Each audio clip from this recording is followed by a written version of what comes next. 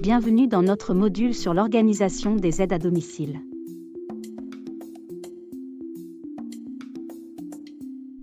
Une bonne organisation est essentielle pour assurer un service de qualité. Cela nous aide à répondre efficacement aux besoins des bénéficiaires et à fournir un service de bonne qualité. Nous allons explorer l'importance de l'organisation, identifier les défis et fournir des outils pour une meilleure gestion du temps et des tâches. Saviez-vous qu'une bonne organisation peut réduire le stress et l'anxiété?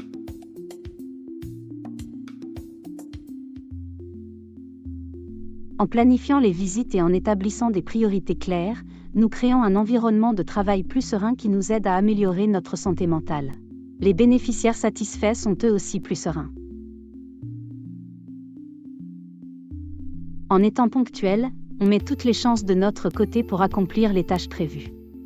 Cela rassure également le bénéficiaire.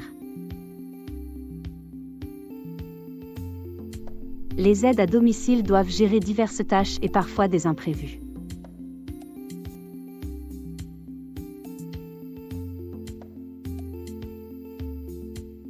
Cela nécessite une planification flexible et la capacité de prioriser rapidement les activités. Nous devons évaluer rapidement les besoins des clients et prioriser les tâches en conséquence. Une bonne communication avec les bénéficiaires est essentielle pour comprendre et répondre à leurs besoins et préférences. Je te propose dès maintenant de répondre aux 2 questions suivantes. Question 1. Pourquoi l'organisation est-elle cruciale pour les aides à domicile? En d'autres termes, pourquoi avoir une bonne organisation, c'est important quand on exerce ce métier? Réponse A. Une bonne organisation permet de réduire le nombre de visites chez les clients. Réponse B. Une bonne organisation aide à répondre efficacement aux besoins des clients et réduit le stress. Réponse C. Une bonne organisation permet d'accepter plus de clients par jour. Réponse D. Une bonne organisation réduit le besoin de communiquer avec les clients. Si tu as besoin de plus de temps pour répondre à la question, tu peux mettre sur pause sur la vidéo et reprendre. Alors, on va proposer réponse B, une bonne organisation aide à répondre efficacement aux besoins des clients et réduit le stress. Envoyé. Bonne réponse. Question numéro 2. Quels sont les principaux défis organisationnels que les aides à domicile doivent gérer? Réponse A. La gestion des tâches variées et imprévues et la communication avec les clients peuvent être un challenge dans l'organisation des aides à domicile. Réponse B.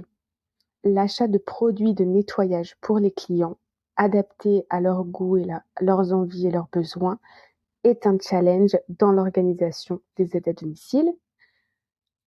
Réponse C. La formation des autres aides à domicile est un challenge dans l'organisation des aides à domicile quand il y a plusieurs passages de personnes différentes chez un même bénéficiaire. Réponse D. La réduction des coûts des services pour les clients est un challenge pour l'organisation des aides à domicile. Si tu as besoin de plus de temps, je t'invite à mettre sur pause sur la vidéo et nous allons proposer peut-être la réponse C. La formation des autres aides à domicile peut être un challenge si les aides à domicile n'ont peut-être pas la même organisation. Allez, on essaie. Réponse C. Envoyer. Et la bonne réponse, c'était la réponse A. La gestion des tâches variées et imprévues et la communication avec les clients, avec les bénéficiaires. En effet, une aide à domicile, quand elle va chez son bénéficiaire, elle peut avoir prévu des tâches